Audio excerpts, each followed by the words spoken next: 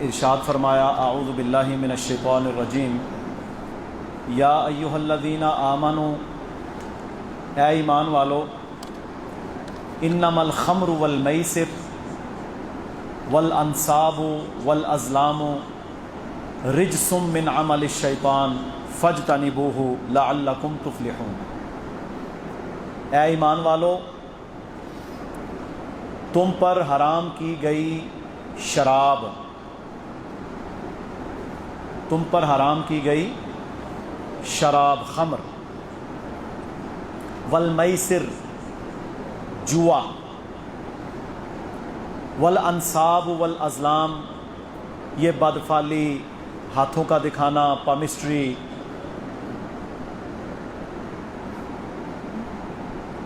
رجسن یہ سارے گندے کام ہیں، من عمل الشیطان یہ شیطانی کام ہے، فاجتنبو پس تم ان سے بچو، لعلکم تفلحون تاکہ کامیاب ہو جاؤ۔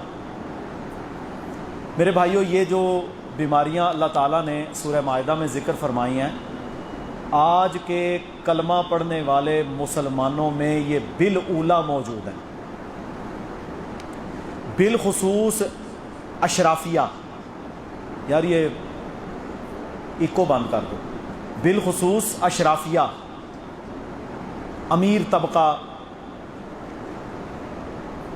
الیٹ طبقہ، ان سب میں یہ بیماریاں بالاولیٰ موجود ہیں۔ آپ صلی اللہ علیہ وسلم نے ارشاد فرمایا، اللہ کی لعنت ہو اس شخص پر جو شراب بناتا ہے، پیتا ہے، پلاتا ہے، جس مجلس میں شراب پی جا رہی ہو اس مجلس میں شریک ہوتا ہے، شراب کو اٹھاتا ہے، اس پر مار خرچ کرتا ہے، یعنی شراب کے حوالے سے 10 قسم کے لوگوں پر اللہ کے نبی نے لعنت فرمائی ہے، 10 قسم کے لوگوں پر، اور اسے ام الخبائث قرار دیا ہے، گندگی کی ماں۔ دیکھو نا، یہ ایسی گندی چیز ہے، جب آپ اسے پی لیتے ہیں آپ کو یہ پتہ نہیں چلتا کہ یہ سامنے میری بیوی ہے، میری ماں ہے یا بہن ہے۔ یہ ضلع منڈی بہاؤالدین میں سینکڑوں مریضوں کا علاج کر چکا ہوں جو شرابی تھے، جنہوں نے توبہ کی اور احساس پیدا ہوا اور چھوڑا، اور پھر ہم نے ان کی مدد کی، ان کو چیزیں بتائیں، شرعی بھی، میڈیکلی بھی، اور ان میں سے کئی لوگوں کا جب وہ فرینک ہو گئے، کیونکہ انہیں سمجھ آ گئی تھی، نمازیں شروع کر دیں، توبہ کر لی، ان کا یہ کہنا ہے کہ ہمارے سیاسی نظاموں میں، چودراہٹوں میں، ڈیروں پر، گلیوں چوراہوں میں، مجلسوں میں، شہری ہوں یا دیہاتی ہوں، ان میں اکثر امیر کبیر طبقہ شرابی ہے۔ جب شرابی ہے تو وہ اکثر زانی بھی ہے۔ اچھا میرے بھائیوں، جب اس قسم کا معاشرہ ہوگا تو پھر آپ یہ تصور کر سکتے ہیں کہ آپ حرام کھا کے، حرام پی کے، حرام اختیار کر کے، بدکاریاں کر کے آپ کی اولادیں اچھی ہوں، یا وہ آپ کے جنازے پڑھیں، آپ کے لیے دعائیں کریں، آپ کے لیے اچھا صدقہ جاریہ بنے۔ اللہ تعالیٰ نے انما الخمر کہہ کر رد کر دیا، اور ایمان والے سے کہا کہ یہ شیطان کا کام ہے، تو نے نہیں کرنا۔ اب آ گیا جوا۔ جوا ایک تو یہ پرچی نمبر لگتا ہے نا ادھر، دوسرے نمبر پر یہ پرائز بانڈ، یہ بھی جوا ہے۔ یہ جتنے سیونگ اکاؤنٹ ہے آپ کے بینکوں میں کھولو جی، اس کے اوپر نسبت پرسنٹیج، یہ بھی سارا جوا ہے، سود اور جوئے کے مجموعے ہیں یہ سارے۔ اچھا، اب ان ساروں کے علاوہ ایک اور جوا بھی نکل آیا ہے جو کہ آپ کے موبائل پر ہے۔ مجھے نا بڑے اچھے اچھے لوگوں کے میسج آئے ہوتے ہیں، وہ پتہ نہیں گروپوں میں شیئر کر رہے ہیں، وہ کو ویل چلاتے ہیں اور وہ ویل جناب رکے گا اور مجھے آئی فون ملے گا، عذاب بنا ہوا ہے۔ یہ بھی سارا جوا ہے۔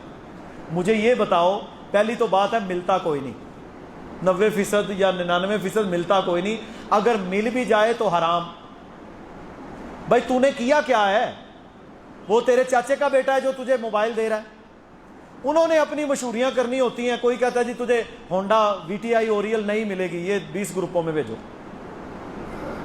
لوگوں کا دماغ خراب ہوا ہے اور انہیں یہ علم نہیں ہوتا کہ میں جو یہ فنگر ٹچ کر رہا ہوں یہ تو میسر ہے، مجھے کوئی غرض نہیں کسی کو گاڑی ملے نہ ملے، موبائل ہے، کروڑ کا ہے، لاکھ ہے، مجھے غرض اس بات سے ہے کہ تیری فنگر جوئے پر چلی، تجھے ملا بھی کچھ نہیں اور تو گناہگار بھی ہوا۔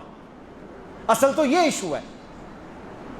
اور جب میرے بھائیوں اللہ تعالیٰ نے اسے شیطانی کام قرار دے دیا تو یہ ویسٹ آف ٹائم بھی ہے۔ اس لیے یہ جتنا جوا آن لائن ہو رہا ہے، اب دیکھو کسینو ہے۔ ایک دفعہ ہم جا رہے تھے برمنگھم سے مانچسٹر کی طرف، تو میرے ساتھ میرا ایک کزن تھا، وہ جواری تھا۔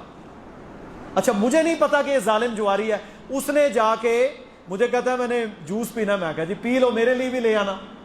تو جب ہم رکے تو اس نے گاڑی باہر روکی تو لیفٹ سائڈ پر ایک کسینو بنا ہوا تھا، جوا خانہ کسینو، اس کا نام تھا مکہ، MECCA، مکہ ہی بنتا ہے نا۔ ان ظالموں نے جوئے کے اڈے کے نام آپ کے سب سے بابرکت شہر کے نام پر رکھے ہوئے۔ گیا اندر، اس نے وہ لوٹو کھیلتا تھا، وہ لوٹو کا کوئی نمبر نکلتا ہے، وہ یعنی اس کو یہ تھا کہ میرا 2 ملین پاؤنڈ نکلے گا۔ وہ بوڑھا ہو گیا بیچارہ، آج تک اس کے 2 ملین پاؤنڈ نہیں نکلتے، ہو سکتا ہے وہ کتنے ہزار اس کے اوپر لگا چکا ہو۔ اگر وہ یہی ہزار جو اس نے لگائے ہیں کسی حلال کاروبار میں ہی لگا دیتا تو آج ہو سکتا ہے وہ بلینئر ہوتا۔ یہ لعنت ہے، اس لعنت سے بچنا چاہیے۔ جب مجھے پتا چلا میں نے کہا یہ کیا ہے، کہتا ہے یہ لوٹو کھیلتا ہوں یار، ہو سکتا ہے۔ میں نے کہا یہ حرام ہے، یہ ناجائز عمل ہے، سمجھایا اسے بہرحال۔ تو بات کرنے کا میرے بھائیوں مقصد یہ ہے، جوئے خانے پہلے تو جانا پڑتا تھا، اب آپ کے موبائل میں ہے، اور لوگ جوا کھیلے جا رہے ہیں، نماز پڑھ کے گھر آیا جوا کھیل رہا ہے، حتیٰ کہ رمضان کے مہینے میں عبادت کر کے انتظار کر رہا ہے یار میں نے صبح سحری کرنی ہے، ساری رات جوا کھیل رہا ہے۔ کبیرہ گناہ، اور کبیرہ گناہ اور صغیرہ گناہ کا فرق بتاؤں آپ کو آج۔ کبیرہ گناہ وہ ہوتا ہے جس پر آگ کی وعید ہے، یعنی اللہ کہتا ہے میں کبیرہ گناہ کرنے والے کو آگ میں جلاؤں گا، اور صغیرہ گناہ جو ہوتا ہے اس پر آگ کی وعید نہیں ہوتی، وہ تمہاری عبادت کی وجہ سے، تمہارے نماز پڑھنے کی وجہ سے اللہ تعالیٰ معاف کر دیتا ہے۔ تو یہ کبائر میں سے ہے، شیطانی کام ہے۔ اس کے بعد فرمایا والمیسر والانصاب والازلام، یہ جو جوا ہے، یہ جو پانسے ہیں نا، وہ جناب اتنا سا ڈبہ لے کے کھڑا ہوگا، 4 کبوتر ہیں اس کے پاس، کچھ 100 کو کارڈ اس نے رکھا ہوا ہے، ہاں جی آپ یہ پیسے دیں آپ کا کارڈ نکلے گا، یہ تیری قسمت کا حال ہے۔ میرے بھائیوں یہ کفر عظیم ہے۔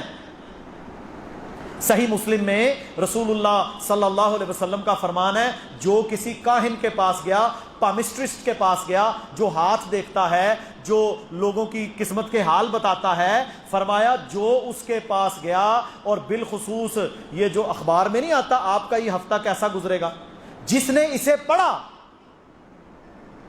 یہ بھی کاہن ہے، اور اس پر یقین کیا۔ دیکھو نا آپ کی جو ڈیٹ آف برتھ کے حوالے سے جو پڑھ رہا ہوتا ہے یقین کے لیے پڑھتا ہے نا، یار ویکھاں تے صحیح، میری مارچ میں ہے، میری مئی میں ہے، میری جون میں ہے۔ فرمایا یہ اتنی بڑی بات ہے، فرمایا جس نے یہ کام کیا اس نے اس دین کا انکار کیا جو محمد کریم صلی اللہ علیہ وسلم پر نازل ہوا۔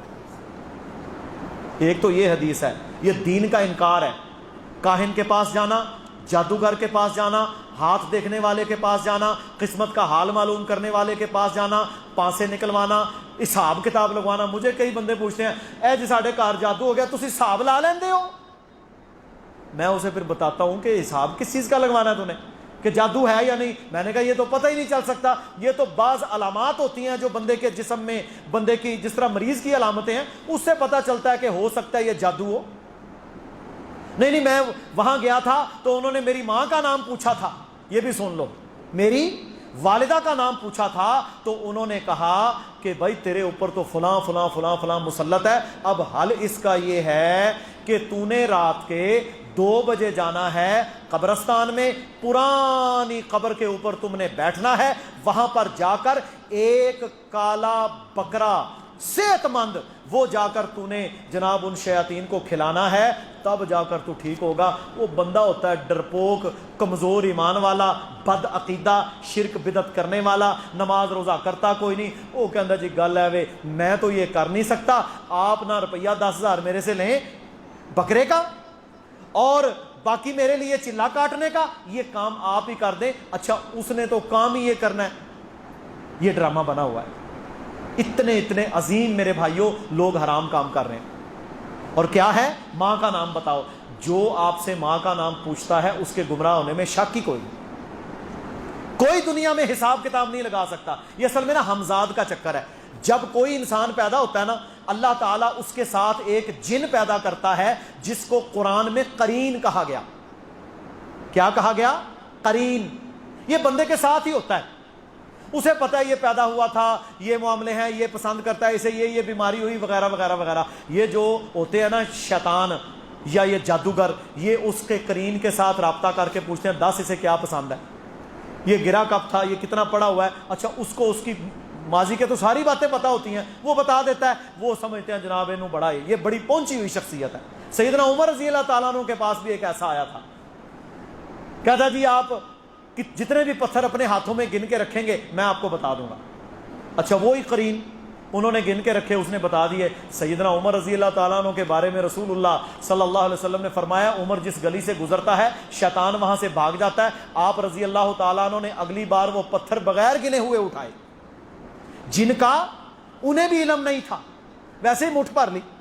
کہتا ہے اب نہیں بتا سکتا، یعنی جتنا قرین کو پتا ہے اتنا تو وہ بتا دے گا، باقی نہیں بتا سکتا۔ اور میرے بھائیوں اتنے جن مسجد اقصی کی تعمیر کر رہے تھے، قرآن کہتا ہے آگے سورت وہ آ رہی ہے، اتنے جن مسجد اقصی کی تعمیر کر رہے تھے۔ سلیمان علیہ الصلوۃ والسلام کو اللہ تعالیٰ نے ان پر طاقت عطا کی تھی، قوت عطا کی تھی، وہ اپنی چھوٹی ڈنڈے کے اوپر عصا کے اوپر ٹیک لگا کے کھڑے ہیں۔ اور نبی اگر فوت بھی ہو جائے نا، یہ نبیوں کا خاصہ ہے، اللہ تعالیٰ نے ان کے جسموں کو مٹی پر گلنے سڑنے کے اوپر حرام قرار دیا۔ نبی آج بھی جتنے انبیاء فوت ہوئے یا شہید ہوئے جہاں جہاں دنیا میں موجود ہیں، ان کا جسم فنا نہیں ہو سکتا، وہ مٹی نہیں کھاتی، یہ نبی کا خاصہ ہے۔ ٹھیک ہے، تو سلیمان علیہ السلام بالکل حشاش بشاش ان کے سامنے کھڑے ہیں اور وہ کام کر رہے ہیں جو انہوں نے پلان دیا ہوا تھا، نقشہ۔ وہ تو میرے بھائیوں ہفتے گزرے، وہ جو عصا تھی اس کو گھن نے کھایا، وہ عصا نیچے سے ٹوٹی، سیدنا سلیمان علیہ السلام نیچے گرے اور ان جنوں کو پتا چلا کہ سلیمان علیہ السلام فوت ہو چکے ہیں۔ ان ظالموں کو تو اتنا نہیں پتا چل سکا۔ ہم نا کمزور عقیدے والے ہیں۔ اللہ تعالیٰ نے سورہ جن میں، سارے میرے بھائی نا آج آپ نے سورہ جن کا ترجمہ ضرور پڑھنا ہے، پڑھیں گے؟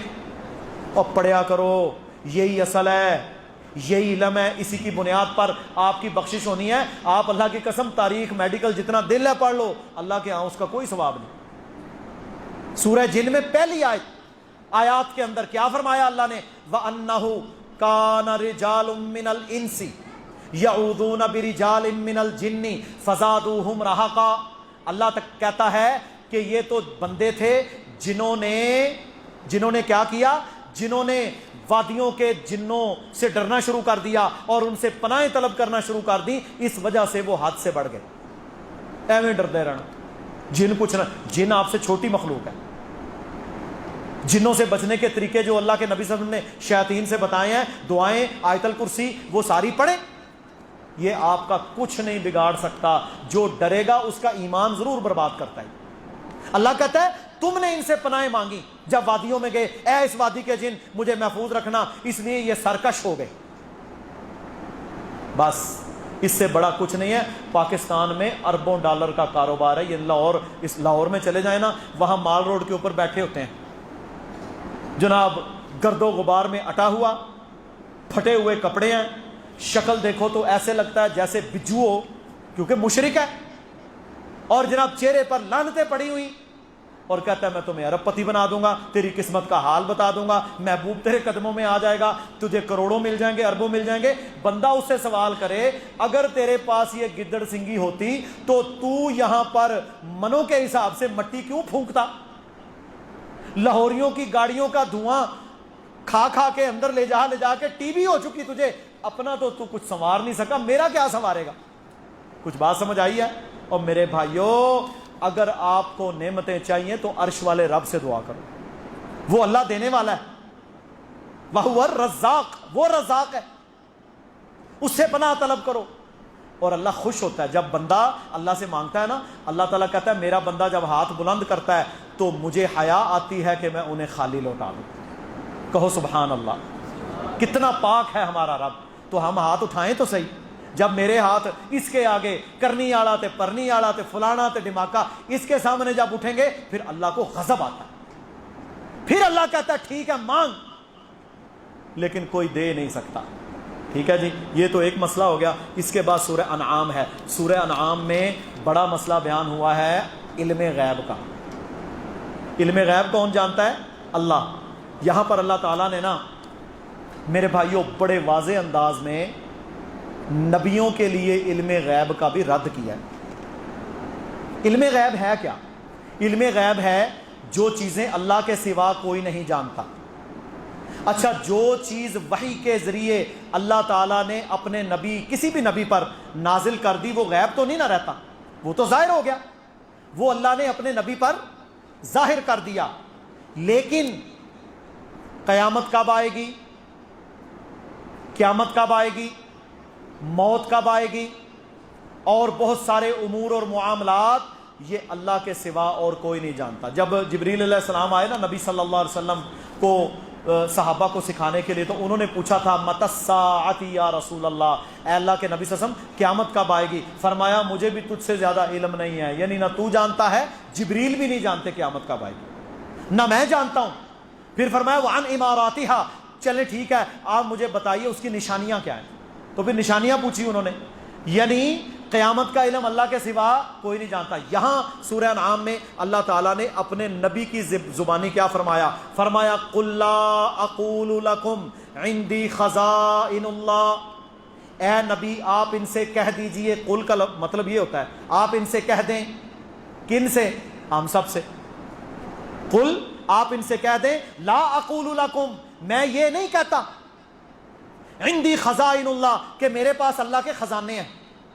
بھائی سورہ انعام ہے, لفظی ترجمہ کر رہا ہوں. میں یہ نہیں کہتا, اللہ کے نبی فرما رہے ہیں, ہے قرآن, کہ میرے پاس اللہ کے خزانے ہیں. ولا اعلم الغیب, نہ میں یہ کہتا ہوں کہ میں علم غیب جانتا ہوں. ولا اقول لکم انی ملکن, نہ میں یہ کہتا ہوں کہ میں فرشتہ ہوں. کتنی باتیں آ گئیں. پہلی بات, میرے پاس اللہ کے خزانے نہیں ہیں, اللہ کے پاس ہی ہے اس کے خزانے. دوسری بات, میں علم غیب نہیں جانتا. تیسری بات, میں فرشتہ نہیں ہوں. میں کرتا کیا ہوں؟ فرمایا ان اتبع الا ما یوحى الی, میں تو اس بات کی پیروی کرتا ہوں جو اللہ وحی بھیجتا ہے. کتنا واضح عقیدہ اللہ کے نبی نے بیان کیا, اور قرآن کی زبانی. میں اس بات کی پیروی کرتا ہوں جو اللہ نے مجھ پر نازل کی. میرے پاس کوئی خزانے نہیں, نہ میں فرشتہ ہوں, نہ میں علم غیب جانتا ہوں. دوسرا مقام پھر اللہ نے نا یہاں پر پتہ کیا فرمایا؟ فرمایا قل, آپ پھر ان سے کہہ دیجئے, هل يستوي الاعمى والبصير, کیا اندھا اور دیکھنے والا برابر ہو سکتے ہیں؟ اور میرے بھائیو, جو اندھا ہو اور جو دیکھنے والا ہو کیا وہ برابر ہے؟ سوال ہی پیدا نہیں ہوتا. یعنی ایمان والا, عقیدے والا, توحید والا, اسلام والا اور شرک اور کفر اور خرافات والا کبھی برابر نہیں ہو سکتے. اللہ کہتا ہے قل, آپ ان سے کہہ دیجئے, هل يستوي الاعمى والبصير, کیا اندھا اور دیکھنے والا برابر ہو سکتے ہیں؟ افلا تتفکرون, تم غور و فکر کیوں نہیں کرتے؟ اگلی آیت فرمایا وعنده مفاتح الغیب, فرمایا غیب کی ساری چابیاں کس کے پاس ہیں؟ اللہ کے پاس. لا يعلمها الا هو, انہیں کوئی نہیں جانتا مگر اللہ. کتنا واضح ہے. وعنده مفاتح الغیب, یہ صرف چابیاں اللہ کے پاس ہیں، اللہ کے علاوہ ان چابیوں کو کوئی نہیں جانتا۔ ہاں جتنی اپنی وحی کے ذریعے سے اللہ نے بات بتا دی نبی کو، اس سے زیادہ علم نہیں ہوتا۔ یہ ہے عقیدہ، یہ عقیدہ ہے بس، اس سے زیادہ کوئی عقیدہ نہیں۔ اب اگلا جو موضوع یہاں بیان ہوا ہے وہ کیا ہے؟ کیا دنیا میں کوئی اللہ کو دیکھ سکتا ہے؟ یہ بھی ایک نا بہت بڑا ایشو ہے ہمارے ہاں۔ یہاں بعض لوگ بالخصوص جو تصوف کے حلقے ہیں نا، یہ بچے بھائی چپ کر جائیں، خاموش، آپ سائڈوں پہ ہو کے بیٹھے ذرا۔ ہمارے ہاں بعض لوگ تصوف کے حلقوں میں کیا کرتے ہیں؟ کہتے ہیں تم چلا کاٹو 40 دن کا قبر کے اندر، یہ لفظ اختیار کرنے ہیں، فلانے کی اپنے پیر کی تصویر اپنی آنکھوں کے سامنے رکھنی ہے، تو کیا ہوگا؟ تمہیں اللہ نظر آ جائے گا، نعوذ باللہ۔ جی یہ باقاعدہ کتابیں لکھی گئی ہیں اس پر، وحدت الوجود کی کتابوں میں باقاعدہ یہ طریقے موجود ہیں۔ میرے بھائیو یہ بتاؤ، نماز، روزہ، جو عبادتیں اللہ کے نبی صلی اللہ علیہ وسلم نے کی، ان سے بہتر عبادت کوئی ہو سکتی؟ نہیں نہ ہو سکتی۔ کیا رسول اللہ صلی اللہ علیہ وسلم نے چلے کاٹے ہیں؟ نہیں، یہ نہیں کاٹے، یہ ساری لوگوں کی بنائی ہوئی باتیں۔ پھر جب جناب یہ چلے کاٹ کے، مجھے یہ بتائیں یار، ایک بندہ نہ کھانا ڈھنگ سے، نہ پینا ڈھنگ سے، جناب اندھیرے کے اندر رہنا ہے، قبرستانوں میں ساری رات رہنا ہے، سارا ہلا کر، وہ مینٹلی اپسیٹ تو ہوگا کہ نہیں؟ اچھا خاصا بندہ آپ اس کو 3 دن جگائے رکھے نا، یہ جو جب لوگ غیر ملکی ایجنسیاں پکڑ لیتی ہیں تو وہ بندے کو مارتے نہیں ہیں، پہلے وہ پتہ کیا کرتے ہیں؟ وہ بندے کو 3-4 دن تک سونے نہیں دیتے، 2000 واٹ کا بلب لگا دیں گے، جب اس کو نیند آئے گی پانی گرائیں گے، 3 دن کے بعد بندہ ویسے ہی باولا ہو جاتا ہے۔ پھر اس کو کہتے ہیں ہاں اب بتا، وہ پھر مجبور ہو جاتا ہے۔ تو اس طرح یہ کاٹ کے چلے نیم پاگل جب ہو جاتے ہیں تو اس کے بعد پھر انہیں جناب پتہ نہیں کیا چیزیں نظر آتی ہیں، اور یہ کہتے ہیں جی میرے اوپر کرامات ہو رہی ہیں اور کشف ہو رہا ہے۔ خاک کشف ہے یہ کہ جو تجھے نماز سے روک دے، طہارت پاکیزگی سے روک دے، اور گندگی کے اندر لتھڑے ہو۔ آپ نے دیکھا ہے جو سب سے زیادہ پہنچا ہوا ملنگ ہو، نہ نہانا، نہ دھونا، نہ بال کٹوائے گا، نہ صفائی، نہ خوشبو، ہر وہ کام جو رسول اللہ کو پسند تھا وہ نہیں کرے گا۔ تجربہ کر لیں، اللہ کے نبی کو کیا پسند تھا؟ طہارت، پاکیزگی، 5 دفعہ وضو کرنا، غسل کرنا، خوشبو کا استعمال کرنا، بار بار مسواک کرنا، تیل لگانا، بالوں کو داڑھی کو سنوار کے رکھنا۔ یہ اللہ کے نبی نے 1442 سال پہلے کام کیا، اور ہم ان لوگوں کے پیچھے پڑے ہوئے ہیں، گندے پلید۔ وہ ایک دفعہ ہم گجرات جا رہے تھے، بڑی پرانی بات ہے، تو رستے میں رکے تو وہاں کوئی وہ قبر سی بنی ہوئی تھی، ایک بیٹھا ہوا، اس نے نا کانوں کو پڑوایا ہوا ہے، اتنے بڑے بڑے وہ مندرے پہنے ہوئے ہیں، اور بیٹھا ہوا نظر آ رہا ہے کہ اس نے پتہ نہیں کب غسل کیا تھا۔ میں نے اسے یہ سوال کیا، یار یہ تم نے کیا ہو لیا؟ کہندا ہے یہ تے دنیا کی سب سے بڑی نیکی ہے۔ میں نے کہا دیکھو ہم نے اب جانا ہے، ہم نماز پڑھ کے آئے ہیں، آگے جا کے ہم نماز پڑھیں گے۔ کہندا ہے سانو نماز دی کوئی لوڑ نہیں۔ میں نے کہا یار یہ جو کان تو نے مندریاں ڈالی ہوئی ہیں اس کی تو دلیل دو۔ کہندا ہے میرے پاس اس کی دلیل موجود ہے۔ میں نے کہا دو، ہمیں بھی تو پتہ چلے۔ کہتا ہے میں دلیل دیتا ہوں۔ میں نے کہا دے۔ کہندا ہے رانجھے نے بھی تے کان پڑوائے سانا۔ یہ دلیلیں ہیں ان کی، بے وقوفانہ ہٹ دھرم لوگ۔ اور میرے بھائیوں یقین کرے کتابوں کے اندر رانجھے نے بھی تے کان پڑوائے سے۔ وہ کون تھا رانجھا؟ یہ ہیر رانجھا، ان کے بارے میں یہ بھی نہیں پتا کہ آیا یہ مسلمان تھے یا ہندو تھے۔ واللہ گندے عشق، زنا والے عشق، بدکاریاں، عورتیں، خناس، اس کو جناب انہوں نے عبادت بنا رکھا ہے۔ نکاح سے دور، پھر یہ نا نکاح بھی نہیں کرنے دیتے، جس طرح پادریوں کے اندر نہیں، نکاح نہیں کرنا۔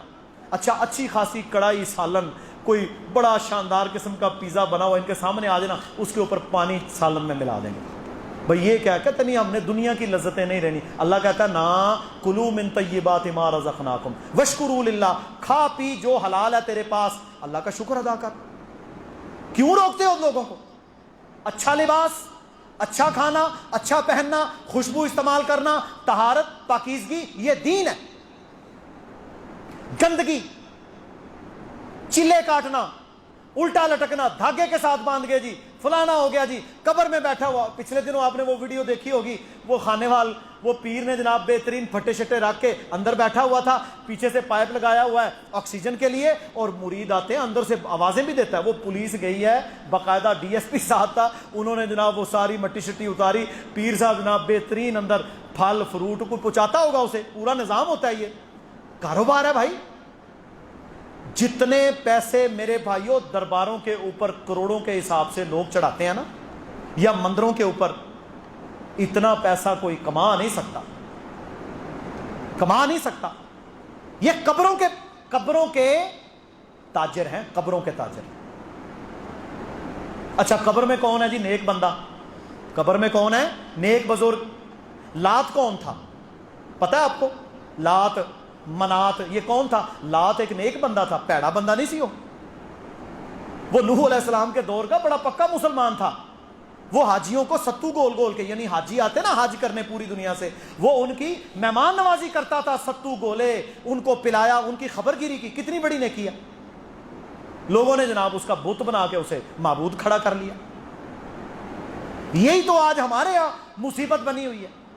تو اللہ نے یہاں فرمایا کوئی مجھے نہیں دیکھ سکتا۔ اچھا میرے بھائیوں، کہتے ہیں جی ہم نے اللہ کو دیکھا، بس اب کیا ہے؟ وہ ایک کتاب ہے کلیات امدادیہ، اس کتاب کے اندر لکھا ہوا ہے کہ جب تم اللہ کا ذکر کرو نا، اللہ تو اس سے الف لام کو ختم کر دینا تم نے۔ اللہ ہم کہتے ہیں نا، تو آپ نے پڑھنا ہے اللہ اللہ اللہ، پتہ ہے آپ نے دیکھے ایسے ذکر کرتے، آپ نے الف لام ختم کر دینا ہے۔ فرمایا اس کو اس قدر مستغرق ہو کر، غرق ہو کر تم نے ذکر کرنا ہے کہ تم خود مذکور یعنی اللہ ہو جاؤ۔ اللہ کی قسم یہ کتاب مکتبہ دارالارشاد کی چھپی ہوئی ہے۔ اب پھر میں نام لوں گا تو وہ بندے کہیں گے جی لو جی ہوں مسئلہ بن گیا۔ آج بھی ملتی ہے۔ آگے کیا لکھتا ہے؟ کہتا ہے فنا در فنا کا یہی معنی ہے۔ یہ ان کے سٹیپ بنے ہوئے ہیں۔ پہلے نمبر پر تم نے فنا فی شیخ ہونا ہے، یعنی آپ نے جو بھی عبادت کرنی ہے، نماز پڑھنی ہے، روزہ رکھنا ہے، ذکر اذکار کرنا ہے، آپ کے سامنے آپ کے پیر کی تصویر ہوگی آنکھوں میں اس کو۔ پھر فنا فی الرسول، پھر فنا فی اللہ۔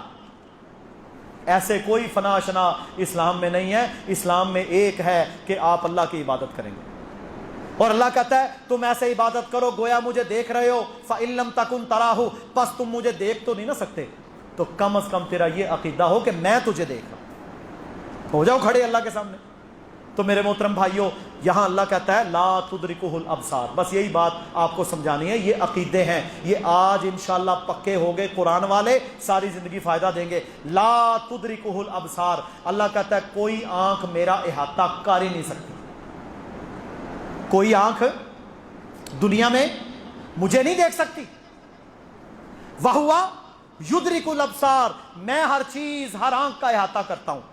وَهُوَ اللَّطِيفُ الْخَبِيرُ، اللہ کہتا ہے میں باریک بین ہوں، خبر والا ہوں۔ موسیٰ علیہ السلام کی قوم بڑی بدماش تھی، انہوں نے کہا موسیٰ علیہ السلام سے ہم ایمان تب لائیں گے اگر اللہ کی زیارت کروائیں۔ موسیٰ علیہ السلام نے کہا میں اللہ سے پوچھتا ہوں۔ آپ نے اللہ سے پوچھا، اللہ نے کہا مجھے نہیں دیکھ سکتے، یہ میرا قانون نہیں ہے، میری سنت میرے نظام کے خلاف ہے، مجھے کوئی دنیا میں نہیں دیکھ سکتا۔ انہوں نے ضد کی، پھر اللہ نے کہا ٹھیک ہے انہیں طور پر لے آؤ۔ موسیٰ علیہ السلام وہ سارے جو بنی اسرائیلی تھے ان کو لے کر طور پر چلے گئے۔ جب طور پر گئے تو میرے محترم بھائیوں، اللہ قرآن میں فرماتا ہے فَلَمَّا تَجَلَّى لِلْجَبَلِ، اللہ کہتا ہے جب میں نے ایک تجلی ڈالی پہاڑ پر تو پہاڑ ریزہ ریزہ ہو گیا، پہاڑ ریزہ ریزہ ہو گیا۔ وَخَرَّ مُوسَىٰ صَعِقًا، اور موسیٰ علیہ السلام بھی بے ہوش ہو گئے، صرف ایک تجلی، سارے بے ہوش۔ فَلَمَّا أَفَاقَ، جب انہیں افاقہ ہوا تو کہتے ہیں سبحانک، یا اللہ تو پاک ہے، ساڑھے کو غلطی ہوگی، ہمیں یہ ڈیمانڈ نہیں کرنی چاہیے تھی، ہمیں یہ ڈیمانڈ نہیں کرنی چاہیے تھی۔ پھر توبہ طائب ہوئے۔ بات کرنے کا مقصد ہے کوئی اللہ کو اپنی ان آنکھوں کے ساتھ اس دنیا میں نہیں دیکھ سکتا۔ حضرت عائشہ رضی اللہ تعالیٰ عنہ ام المؤمنین فرماتی ہیں جو شخص یہ کہتا ہے کہ رسول اللہ صلی اللہ علیہ وآلہ وسلم نے معراج پر اللہ کو اپنی آنکھوں کے ساتھ دیکھا تھا، وہ جھوٹا ہے۔ کتاب الایمان صحیح مسلم۔ اللہ کب دیدار کروائے گا اپنا؟ جنت میں۔ اللہ کے قانون ہے، اللہ کہتا ہے وَلَن تَجِدَ لِسُنَّتِ اللَّهِ تَبْدِيلًا، اللہ کی سنتیں اور طریقے بدلتے نہیں ہیں۔ اللہ جنتیوں کو اپنا دیدار کروائے گا، اور یہ جنت کی نعمتوں میں سب سے بڑی نعمت ہوگی۔ سورہ قیامہ اس کے اندر اللہ نے فرمایا وجوہ یومئذ ناظرہ، اللہ کہتا ہے اس دن کچھ چہرے تر و تازہ ہوں گے، الی ربہا ناظرہ، جو اپنے رب کو دیکھ رہے ہوں گے۔ جنت میں دیدار ہوگا، لیکن وہ اس منزل کو پانے کے بعد۔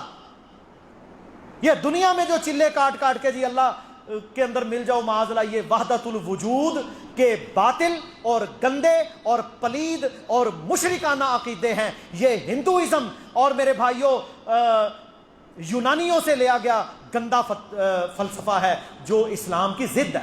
اسلام میں کیا ہے؟ خالق اور مخلوق الگ الگ ہیں۔ یہ سن لو، خالق اور مخلوق جدا ہیں۔ اللہ اللہ ہے، مخلوق مخلوق ہے۔ مخلوق خالق میں نہیں ملتی۔ ایک اور عقیدہ ان کا کہتا ہے جب عبادت کرتے کرتے کرتے کرتے کرتے بندہ اس لیول پر پہنچ جاتا ہے کہ اللہ میں مکس ہو جاتا ہے، اسے کہتے ہیں حلول ہو گیا۔ یہ بھی شرک ہے۔ خالق الگ ہے، مخلوق الگ ہے، خالق اور مخلوق ایک نہیں ہو سکتے۔ یہ سب سے بڑا عقیدہ اور سب سے بڑی دعوت ہے۔ دیکھیں نا، آخری حدیث سناتا ہوں۔ رسول اللہ صلی اللہ علیہ وسلم کے سامنے ایک شخص آیا، آ کر کہا یا رسول اللہ صلی اللہ علیہ وسلم ما شاء اللہ و شئت، اے اللہ کے نبی جیسے آپ چاہیں اور جیسے اللہ چاہے۔ یہ مسند احمد کی حدیث ہے، جیسے آپ چاہیں اور اللہ چاہے۔ آپ صلی اللہ علیہ وسلم نے فرمایا اجعلتنی للہ ندا، کیا تو نے مجھے اللہ کا شریک بنا دیا؟ قل ما شاء اللہ وحدہ ثم شئت، یہ کہہ کہ جیسے اللہ اکیلا چاہے اور اس کے بعد جو آپ چاہیں۔ اصل حکم کس کا ہے؟ اللہ کا۔ تو میرے بھائیوں، ہم نے یہ سمجھنا ہے کہ خالق اور مخلوق الگ الگ ہیں۔ جب مخلوق الگ ہوگی تو وہ اپنے خالق کی عبادت کرے گی نا۔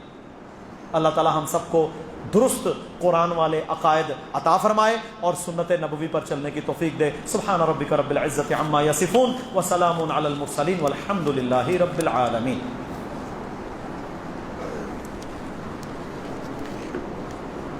چلا دو۔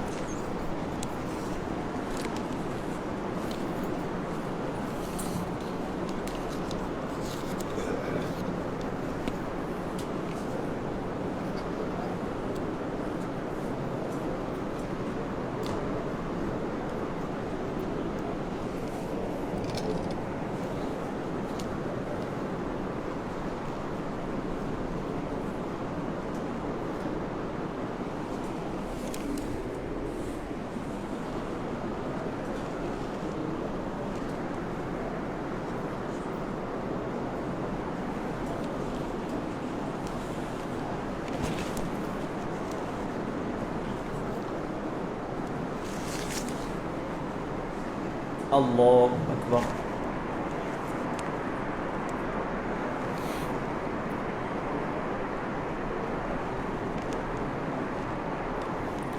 الحمد للہ رب العالمین الرحمن الرحیم مالک یوم الدین إياك نعبد وإياك نستعين اهدنا الصراط المستقيم صراط الذين أنعمت عليهم غير المغضوب عليهم ولا الضالين آمين قل يا أيها الكافرون لا أعبد ما تعبدون ولا أنتم عابدون ما أعبد ولا أنا عابد ما عبدتم ولا أنتم عابدون ما أعبد لكم دينكم ولي دين الله أكبر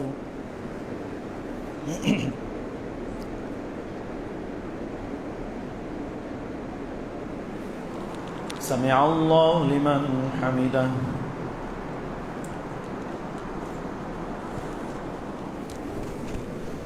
الله أكبر.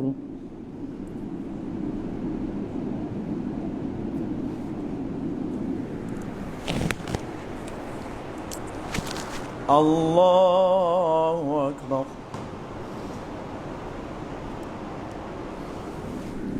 الله أكبر.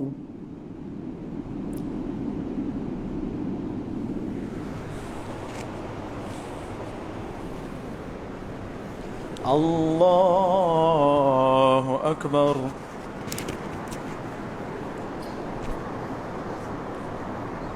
الحمد لله رب العالمين الرحمن الرحيم مالك يوم الدين إياك نعبد وإياك نستعين اهدنا الصراط المستقيم صراط الذين أنعمت عليهم غير المغضوب عليهم ولا الضالين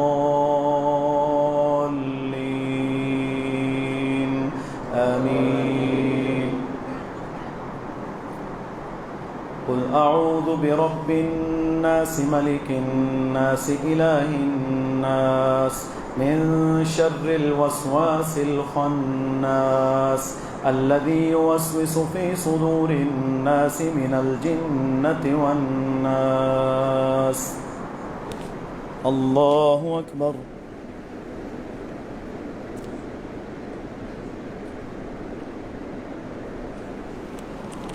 سمع الله لمن حمده.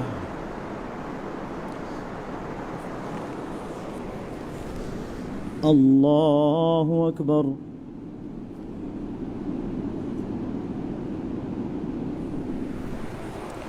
الله أكبر.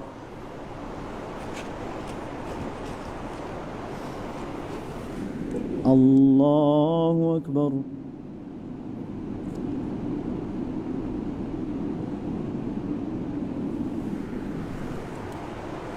الله أكبر.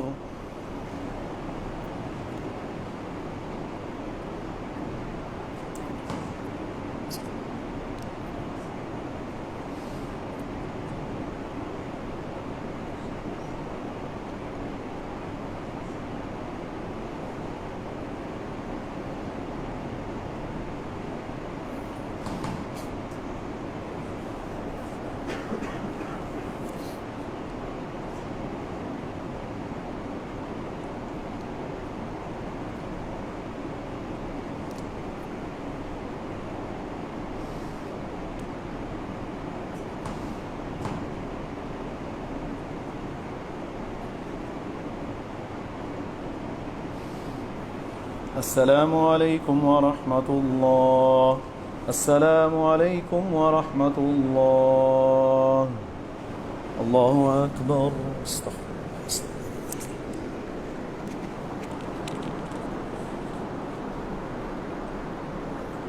الله أكبر.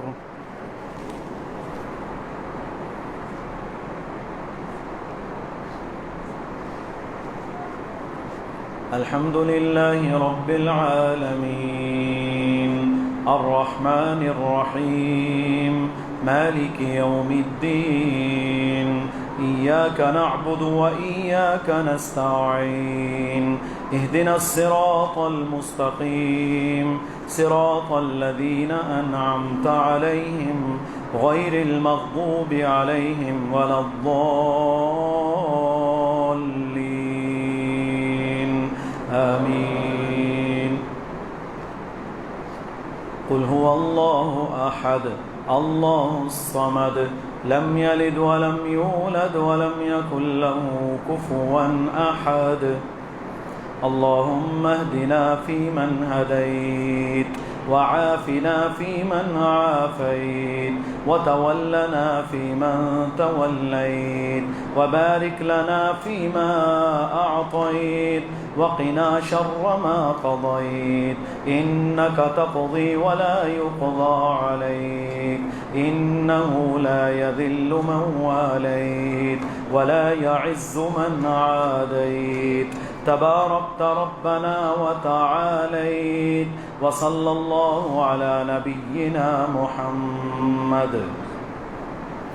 الله أكبر.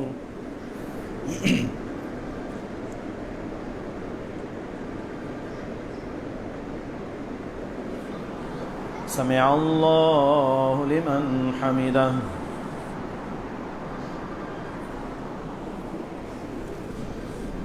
الله أكبر.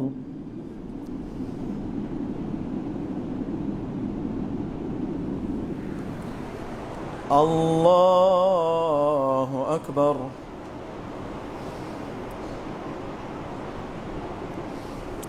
الله أكبر.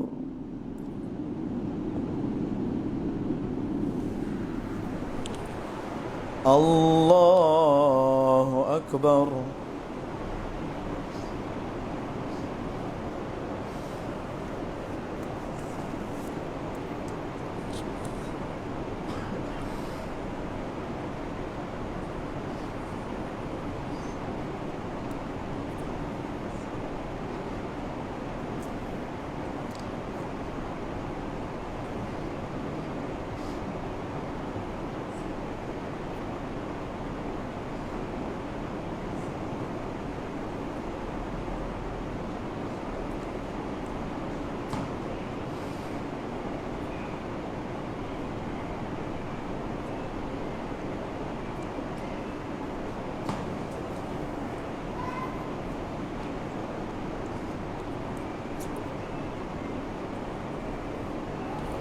السلام عليكم ورحمة الله.